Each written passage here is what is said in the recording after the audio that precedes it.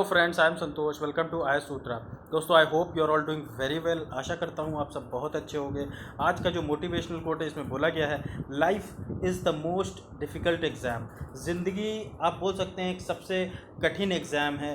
किसी के भी अगर एग्ज़ाम से आप कंपेयर कर लें तो इसमें आप देखेंगे बहुत सारे लोग फेल हो जाते हैं क्योंकि वो लोगों की नकल करते हैं। कि जैसे लेट से आप पढ़ाई कर रहे हैं और आप सोच रहे हैं कि यार मुझे विराट कोहली की तरह बनना है, या फिर मुझे मेसी की तरह बनना है, या फिर मुझे रोनाल्डो की तरह बनना है, या फिर मुझे सचिन की तरह बनना है, या किसी भी चीज़ दूसरी चीज़ जो उसकी तरीके आप बनना चाहते हैं, तो that is not at all possible. क्योंकि लाइफ में जिसको भी जीवन मिला है वो उसके अंदर हर एक इंसान के पास अपनी इंडिविजुअल कैरेक्टरिस्टिक प्रॉपर्टीज़ हैं, जिसके हिसाब से आप अपनी लाइफ को उसी अपनी प्रॉपर्टीज़ के हिसाब से आगे लेके चल सकते हो। इसलिए लोग काफ़ी बार ये देखते हैं ना, they don't realise that everyone has a different question paper.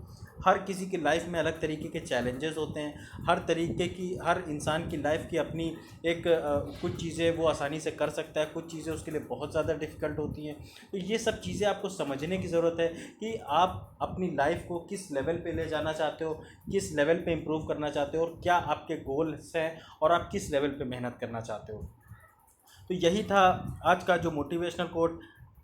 आज कोरोना अपडेट मैं नहीं दे पाऊँगा, वो स्लाइड लगाना मैं भूल गया हूँ। तो अब स्टार्ट करते हैं। पहले एडिटोरियल की तरफ चलता हूँ मैं आपको लेकर। सबसे पहले अगर आप देखेंगे तो आज का दिन जो सबसे ज़्यादा इम्पॉर्टेंट इसलिए है क्योंकि आज का दिन सेलिब्रेट किया जाता है बेसिकली नेशनल स्पोर्ट्स डे के तौर पर। इसे 29 अगस्त के दिन सेलिब्रेट किया जाता है। इसे राष्ट्रीय खेल दिवस के तौर पर भी जाना जाता है। सबसे पहली बार इसे जो सेलिब्रेट किया गया 2012 के अंदर सेलिब्रेट किया गया। इसका अगर बेसिक पर्पज़ अगर आप देखेंगे, इसके दिन आप देखेंगे तो हमारे देश के जो बहुत ही एक लेजेंडरी जो हॉकी प्लेयर रहे हैं, मेजर ध्यानचंद जिन्हें आप बोलते हैं, उनकी याद में बेसिकली ये दिन सेलिब्रेट किया था। उनके बर्थडे के दिन ये सेलिब्रेट किया था।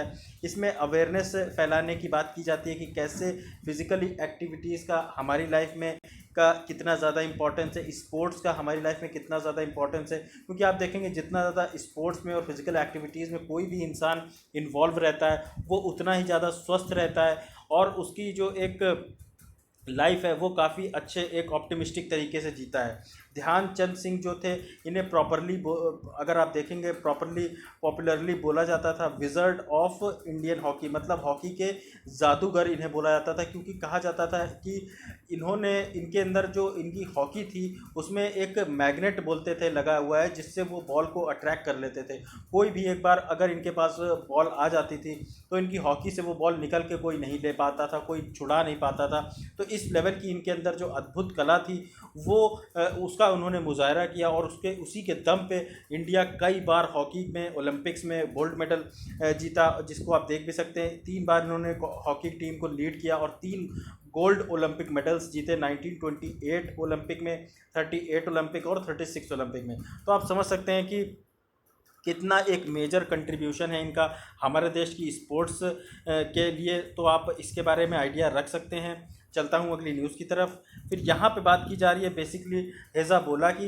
हेज़ाबोला एक तरीके का लेबनान का जो लेबनान कंट्री है, अभी आपने जहाँ सुना होगा बेरूत, जहाँ पे बहुत ही बड़ा एक धमाका हुआ था, जिसे आप जो लेबनान की कैपिटल है वहीं पे ये उसका एक ग्रुप है हेज़ाबोला। ये एक शिया इस्लामिस्ट पॉलिटिकल पार्टी की तरह आप बोल सकते हैं कि ये अपने आप को ट्रीट करता है, और एक मिलिटेंट ग्रुप है जो कि लेबनान में देखने को मिलता है। इसी के बारे में अभी बात करेंगे। अगर आप इंडिया के कंपैरिजन में देखेंगे लेबनान को, तो इंडिया ये रहा लेबनान, और यहाँ पे कहीं आपको बेसिकली देखने को मिलेगा। तो थोड़ा सा जूम करके मैं आपको दिखाता हूँ। ये है बेसिकली लेबनान, और यहीं पे आपको ये हेज़ाबुल्ला वाला जो ग्रुप है वो देखने को मिलेगा। ये लेबनान की कैपिटल है बेरूत, और इसके जो एडजॉइनिंग कंट्रीज़ हैं वो है सीरिया, ये गोलन हाइट्स, ये इज़राइल के कंट्रोल में आता है। ये हालांकि सीरिया का पार्ट है लेकिन कंट्रोल में इज़राइल के है। तो ये आइडिया रखिएगा। उसके बाद ये जो बाउंड्री शेयर करता है बेसिकली मैरीन बाउंड्री, वो मेडिटेरेनियन सी के साथ शेयर करता है। फिर उसके बाद अब न्यूज़ की तरफ अगर आपको ले कर चलूँ मैं, तो देखते हैं यहाँ पे इज़राइल वर्सेस हेज़ाबोला की बात की जा रही है। अभी आप देखेंगे इज़राइल ने जो अटैक किया हेज़ाबोला पे, और जो सदर्न लेबनान है वहाँ पे ये बेसिकली टारगेट करते हुए नज़र आए इज़राइल के जो आर्मी है। उसके बाद इसमें बोला गया कि जो क्रॉस बॉर्डर फायर्स हैं इसमें बहुत ज़्यादा एक सिग्निफिकेंट राइज देखने को मिला, जिसकी वजह से क्राइसिस बढ़ी और ये अटैक देखने को मिला। इज़राइल और जो हेज़ाबोला है जिसको की सपोर्ट किया जाता है ईरानीज़ के द्वारा, ईरानी जो है ईरान कंट्री जो है वो कंटिन्यूसली हेज़ाबोला को जो अपने वेपन्स है वो सप्लाई करती है सीरिया के अंदर से। उसके बाद इज़राइल को ये डर था कि ईरान का जो सपोर्ट है हेज़ाबोला को वाया सीरिया, ये कहीं ना कहीं शिया जो मिलिटियाज़ हैं ये कहीं ना कहीं इनके लिए एक नुकसानदायक हो सकता है। और जो फाइटर्स जो लड़ रहे थे अगेंस्ट रेबल्स एंड सुन्नी जिहादीज़ की अगर हम बात करें तो सुन्नी आप देखेंगे जो सऊदी अरेबिया वाला कंट्री है, सऊदी अरेबिया वाला पार्ट है, वहाँ पे सुन्नी मुसलमान पाए जाते हैं। और जो ईरान है, ईरान के अंदर शिया मुसलमान पाए जाते हैं। तो सुन्नी और शिया का एक हमेशा कंट्रोवर्सी चलती है, हमेशा उन दोनों के बीच में एक कशमकश रहती है, जिसकी वजह से कई बार लड़ाइयाँ भी बड़े बड़े होती हुई नज़र आती हैं। इसमें आप देखेंगे इन सब जो शिया और सुन्नी की वजह से आप देखेंगे एक इजरायली सिक्योरिटी चैलेंजेस जो हैं ये काफ़ी ज़्यादा बढ़ जाते हैं उसके नॉर्दर्न बॉर्डर पे। क्योंकि आप देखेंगे जो इज़राइल का जो नॉर्दर्न बॉर्डर है वहाँ पे, जहाँ वेस्ट बैंक मैंने अभी आपको दिखाया था, वहाँ पे काफ़ी ज़्यादा चैलेंजेस देखने को मिलते हैं, काफ़ी बार फाइट्स देखने को मिलती हैं। तो इन सब चीज़ों को टैकल करके चलने के लिए इज़राइल टाइम टू टाइम वहाँ पे एयर बॉम्बिंग करता रहता है। जुलाई में देखने को मिला था कि हेज़ाबोला का जो एक कमांडर था उसको मार गिराया गया था इजरायली रेड के अंदर में, सीरिया के अंदर इजराइल ने रेड किया था और सीरिया के अंदर में उसे मार गिराया गया था। ट्यूसडे को भी कुछ ऐसे ही अटैक्स देखने को मिले इजराइल के द्वारा, जहाँ पे ये ऑब्ज़र्व किया गया कि जो इजराइल डिफेंस फोर्सेस हैं वो उन्होंने जो बोला कि जो हेज़ाबोला है वो इंटेलिजेंस कलेक्शन के वजह से ये एक जो इशू देखने को मिला, जिस वजह से इज़राइल ने अटैक किया हेज़ाबोला पे। और इस रेड में आप देखेंगे इज़राइल जो है एयर स्ट्राइक उसने करी, गाज़ा के अंदर में भी वो स्ट्राइक करी। तो ये सब जो इश्यूज़ हैं ये कहीं ना कहीं जो इज़राइल और जो ईरान और जो सीरिया के जो रिलेशंस है कहीं ना कहीं ये आप बोल सकते हैं कि ये वर्स कंडीशन में होते जा रहे हैं। 2006 में अगर आप देखेंगे तो इज़राइल ने इन्वेड किया था, मतलब इज़राइल ने हमला किया था लेबनान पे और डिस्ट्रॉय कर दिया था पूरी हेज़ाबोला की जो मिलिट्री उनके इक्विपमेंट्स थे, वेपन्स थे, वो सबको डिस्ट्रॉय कर दिया था। लेकिन एक महीने के बाद आप देखेंगे इज़राइल के जो एरियल अटैक्स हुए थे, लैंड अटैक्स हुए थे, उन्होंने फिर से सीज़ फायर उल्लंघन किया और जो हेज़ाबोला जो था उसने फिर बहुत सारी फायरिंग करी और शॉर्ट रेंज रॉकेट्स फायर किए नॉर्दर्न इज़राइल के अंडर में, जिस वजह से इज़राइल काफ़ी ज़्यादा गुस्से में दिखाई दिया और उसने फिर से हेज़ाबोला पे अटैक किया। अगर आप देखेंगे ever since both sides have been very from another open conflict, ये हमेशा से कॉन्फ्लिक्ट में शुरू से ही रहे हैं जब से पैलेस्टीन और इज़राइल बने हैं। पैलेस्टीन का ये हज़ला कि पैलेस्टीन से ही इज़राइल निकल के आया है। तो इज़राइल जो है, इज़राइल का काफ़ी समय से हेज़ाबोला के साथ एक बेकार रिलेशन रहा है, जिस वजह से आप देखेंगे ये गाज़ा में भी काफ़ी बार एयर स्ट्राइक्स करता है और वेस्टर्न जो बोलते हैं वेस्ट बैंक, वहाँ पे भी काफ़ी बार इज़राइल की जो तनातनी देखने को मिलती है।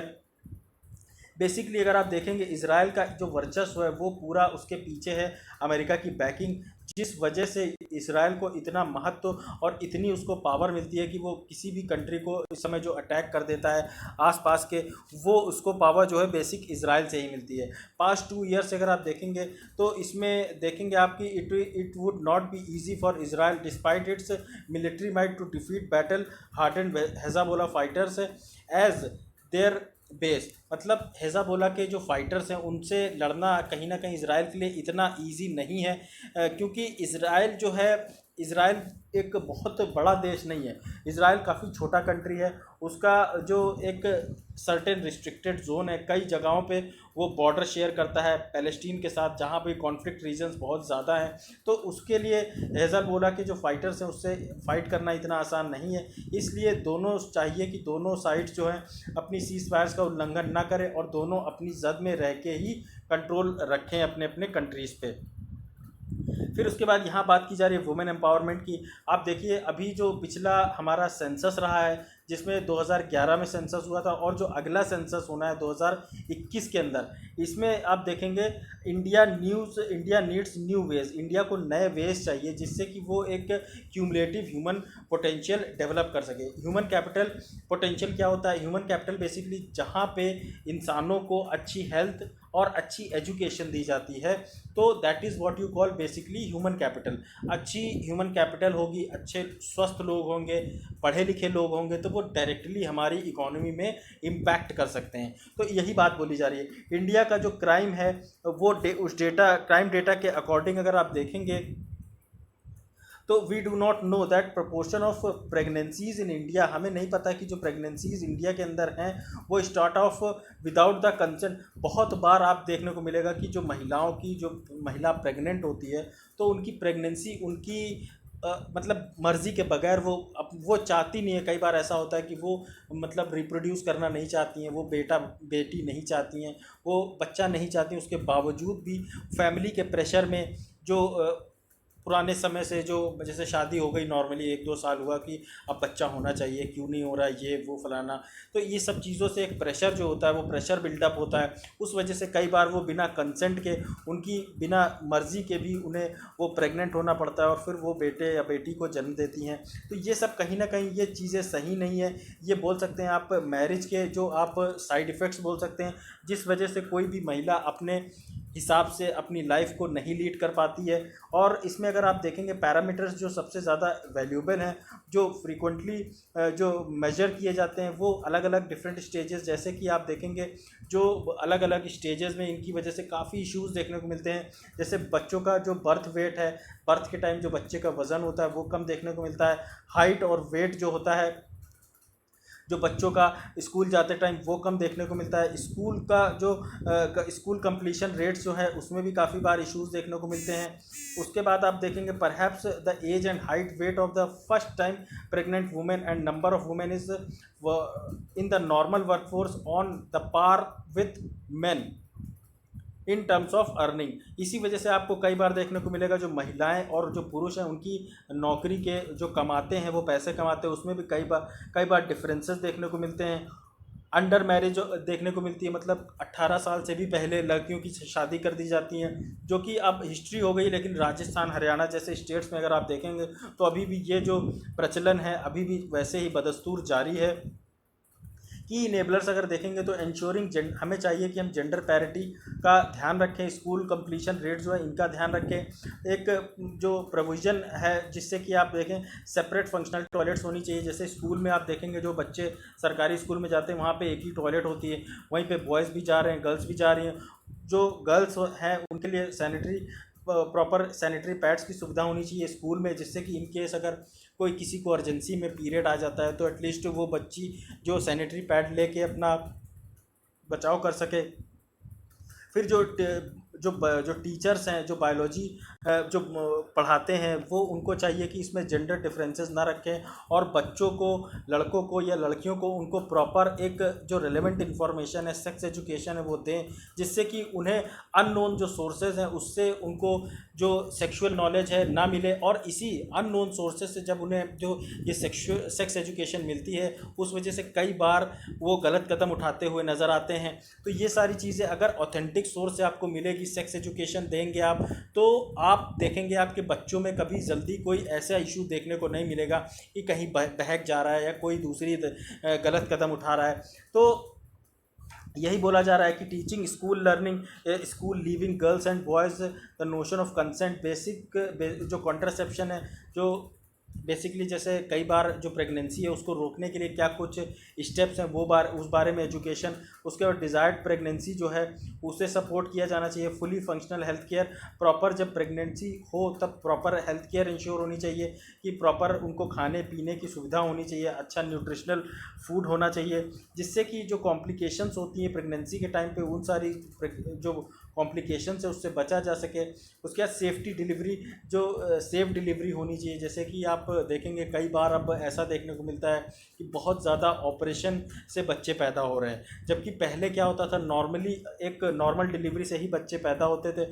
बहुत ही कोई एक्सट्रीम केस होता था जब किसी ऑपरेशन की ज़रूरत पड़ती थी, लेकिन अब it is now becoming a new normal that children are getting born by this operation. तो स्टिल करंट स्टिल बर्थ की अगर बात करें, इसका मैं अभी आगे मतलब समझाऊंगा। इंडिया के अंदर काफ़ी ज़्यादा इसकी वजह से इशू देखने को मिलते हैं, but after accounting for background losses and abortions.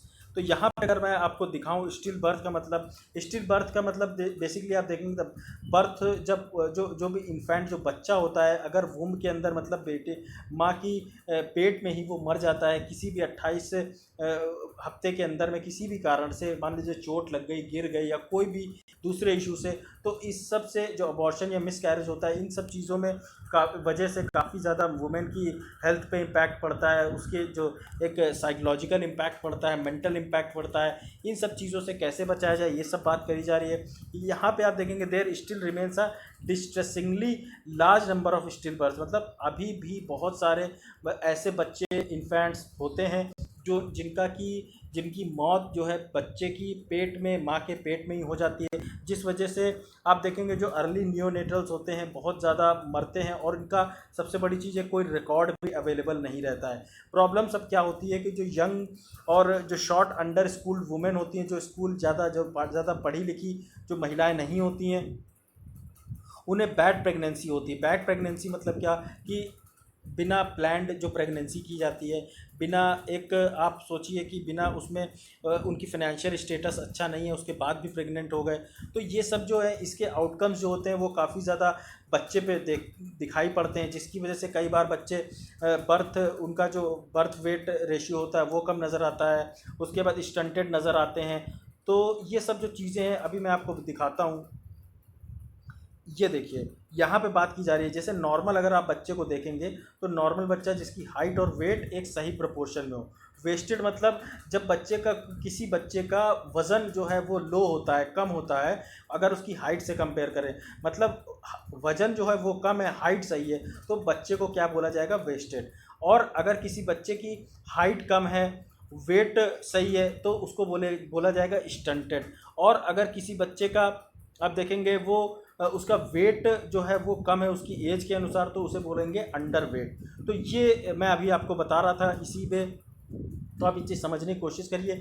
जब सही टाइम पे अनप्लान्ड वे में प्रेगनेंसी करी जाती है, प्रेग्नेंट हो जाती है महिला, तो ये सारे जो इश्यूज़ हैं वो देखने को मिलते हैं। कई बार देखने को मिलता है telling on how well the women and his family, कैसे वुमेन या उसकी फैमिली में उसका ध्यान रखा जाता है कि वो क्या खा रही है, कैसा उसका जो बच्चे का ध्यान रखे जाने की जो संभावनाएं हैं वो कैसी हैं, क्या बच्चा पैदा होने के बाद उसकी हेल्थ के लिए प्रॉपर एक जो न्यूट्रिशन है वो प्रोवाइड किया जाएगा। अब सोल्यूशन अगर इसका देखेंगे तो food security, status of women and delivery of primary health care, उसके बाद एवरेज बर्थ वेट्स देखेंगे जो आप डिस्ट्रिक्ट और सब डिस्ट्रिक्ट में इनको रेगुलर बेसिस पे चेक करने की ज़रूरत है। सबसीक्वेंट जो ग्रोथ है, जो डेवलपमेंट है, वो उसका ध्यान रखने की बहुत ज़्यादा ज़रूरत है, जिससे कि जो बच्चों के अंदर एक एडिक्वेट न्यूट्रिशन की जो कमी देखने को मिलती है उसका ध्यान रखा जा सके। फर्स्ट एक्सक्लूसिवली फ्रॉम मदर, जो पहला कि माँ जब बच्चा पैदा होने के बाद पहला जो बच्चे को जो गाढ़ा पीला दूध जिसे माँ के ब्रेस्ट से वो पीता है वो बहुत ज़्यादा ज़रूरी होता है, क्योंकि वो बोला जाता है कि उसमें प्रचुर मात्रा में प्रोटीन, न्यूट्रिशन और विटामिन्स होते हैं, जिससे कि किसी भी बच्चे का एक समग्र विकास होता है। तो ये सारी चीज़ें बहुत ज़्यादा ज़रूरी हो जाती हैं। लोकली अवेलेबल जो कॉम्प्लीमेंट्री फूड्स होते हैं, जैसे कि आप देखेंगे लैक्टोजिन और ये सब जो चीज़ें होती हैं, ये सब अवेलेबल है कि नहीं, जिससे कि बच्चे का न्यूट्रिशन इंश्योर किया जा सके। और वैक्सीन, जिससे कि आप देखेंगे जो इलनेस है, जो टीबी के टीके होते हैं, उसके बाद जो आप देखेंगे कैंसर के टीके लगते हैं, और उसके बाद पोलियो के टीके लगते हैं, बैसिलस के टीके लगते हैं, ये सारे टीके कायदे से लग रहे हैं कि नहीं लग रहे हैं, ये सब चीज़ों के लिए मिशन इंद्रधनुष लॉन्च किया गया था, उसके बारे में आप आइडिया रख सकते हैं। पेरेंटल होप जो है वो हर पेरेंट चाहता है कि उनका बच्चा बड़ा हो और अच्छे से स्कूल जाए, सक्सेसफुल हो, उसको अच्छी एजुकेशन मिले, अच्छा हाइट एंड वेट हो, एज के हिसाब से वो नॉर्मल लगे। लेकिन अगर आप देखेंगे उसको कि बर्थ को रिलेट अगर इसे आप करेंगे birth weight 5 year height and weight से, तो कई बार ये सारी जो चीज़ें हैं कम देखने को मिलती है। बच्चे की अगर 5 साल की उम्र में कभी उनका वज़न ज़्यादा देखने को मिलता है तो कभी हाइट कम देखने को मिलती है। तो ये जो रेशियो है बर्थ और वेट और हाइट का, ये कई बार डिसवेरी करता हुआ नज़र आता है। इस वजह से काफ़ी जो प्रॉब्लम देखने को मिलती है। हाईएस्ट पॉलिटिकल लेवल्स पे इनको प्रॉपर चाहिए कि इनका एक ऑडिट होता रहे।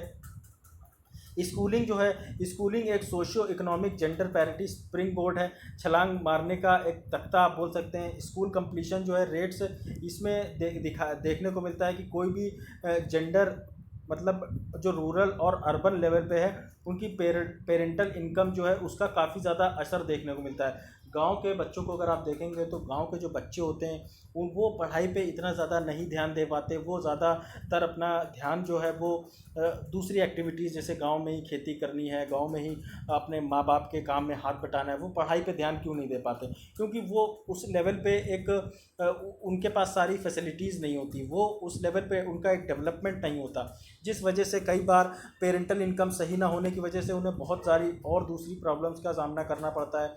इसी वजह से आप देखेंगे कि मैटरनल मोर्टिलिटी मतलब जब जो जच्चा बच्चा की जो मृत्यु होती है वो काफ़ी बार ज़्यादा देखने को मिलती है। डिलेड मैरिजेस की वजह से भी काफ़ी ज़्यादा जो रिप्रोडक्शन में प्रॉब्लम देखने को मिलती है। कई बार जब ज़्यादा उम्र में शादी होती है, ज़्यादा उम्र में ये सब शादियाँ होती तो प्रेगनेंसी में प्रॉब्लम देखने को मिलती है।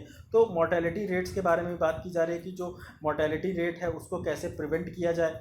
उसके बाद आप देखेंगे यहाँ पे अंडर अनइमेजिनेटिव जो टीचिंग है बच्चों को, जो एनेमिक चाइल्ड है मतलब जिनके खून की कमी होती है, डबल वैमी एक तरीके से डबल एक प्रॉब्लम है जो पार्शियली जिसे एड्रेस किया जा सकता है अगर बच्चों को रिच प्रोटीन दिया जाए, मिड डे मील्स दी जाए स्कूल्स के अंदर में, उनकी प्रोग्रेसिव पॉलिसी स्टेप्स लाए जाए राइट डायरेक्शन में, जिससे जैसे कि बच्चों को जो पेट में कीड़े होते हैं उनकी दवा टाइम टू टाइम दी जाए, स्कूल में प्रॉपर टॉयलेट्स दिए जाए, सैनिटरी पैड्स दी जाए, जो बच्चियां हैं उनको बाइसिकल्स दी जाए जिससे कि वो प्रॉपर स्कूल आ जा सके, remedial training time to time दिया जाए, टीचर्स से प्रॉपर फीडबैक दिया जा सके, टीचर्स को कायदे से ट्रेन किया जा सके जिससे कि बच्चों को वो प्रॉपर एक सही जो नॉलेज मिलनी चाहिए वो मिले उन्हें। ये देखेंगे आपकी अगर बेटर हम कॉग्निटिव कैपेसिटीज़ के साथ एक सपोर्टिव इन्वायरमेंट देंगे तो जो स्ट्रेस ऑफ लर्निंग है वो कहीं ना कहीं बच्चे जो है चीज़ों को, पढ़ाई को अच्छे से समझेंगे और उनके अच्छे आउटकम्स मिलने को देखने को मिलेंगे, वो इम्प्रूव होते हुए नज़र आएंगे। एज ए सोसाइटी हमें चाहिए कि हम समझें कि जो लीवे ऑफ जो फेलियर है जो नॉन स्टिग्मेटाइज है वेदर एट स्कूल और एट अर्ली चाइल्डहुड, मतलब बच्चों को जो एक सही एक एजुकेशन प्रोवाइड करने का जो एक तरीका है, बच्चों की जो हेल्थ का सही ध्यान रखने का जो सही वो तरीका है, वो तभी इंश्योर होगा जब बच्चे खुश होंगे, जब बच्चों को प्रॉपर हेल्थ, जो बच्चों को न्यूट्रिशन मिलेगा और बच्चों को प्रॉपर पढ़ाई भी तभी मिलेगी जब वो बच्चे स्कूल कायदे से जाएंगे और अच्छी उन्हें टीचिंग मिलेगी। तो यही बोला जा रहा है कि पब्लिक हेल्थ जो है वो काफ़ी ज़्यादा इम्पॉर्टेंट है लोगों के लिए, जिससे कि वो अपनी वेल बीइंग के लिए ही नहीं अपने बच्चों के लिए भी काफ़ी अच्छे से काम कर सकें, कंट्रोल कर सकें जो डिजीज़ आउटब्रेक्स, जो time to time disease outbreaks देखने को मिलते हैं। उसके बाद आप डेटा जो है ये हेल्प करता है कि हम जो timely disagreed multi dimensional data जो है इसे इमेंसली इम्प्रूव करें, कलेक्ट करें टाइम टू टाइम डेटा, जिससे कि फिजिकल मेंटल हेल्थ और जो सोशल हेल्थ है इस बारे में एक डेटा होगा तो हम ये चीज़ time to time upgraded policy लेके आ सकेंगे। जो अगर इल एजुकेटेड जो एक पर्सन होगा वो anxious population is a Tinder box. अभी आप देखेंगे जो इल एजुकेशन की वजह से, प्रॉपर एजुकेशन नहीं होने की वजह से जो हमारी पॉपुलेशन है आज की डेट में जो 135 करोड़ का जो पॉपुलेशन हो चुका है हमारे देश में, वो कहीं ना कहीं एजुकेशन बोला जाता है डायरेक्टली प्रोपोर्शनल होती है ह्यूमन डेवलपमेंट इंडेक्स की। अगर ज़्यादा पढ़ी लिखी माँ होगी तो उसके बच्चे ज़्यादा अच्छे हेल्दी होंगे, ज़्यादा सही से एजुकेटेड होंगे।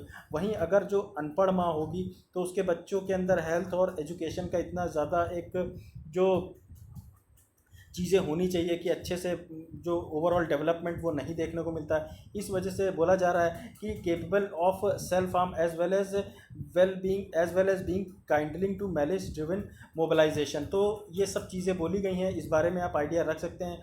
वुमेन इश्यूज़ से रिलेटेड एक इम्पॉर्टेंट टॉपिक था। आई hope you like this video. अगर आपको ये लेक्चर पसंद आए तो लाइक कमेंट शेयर सब्सक्राइब करना मत भूलिए। Thank you guys.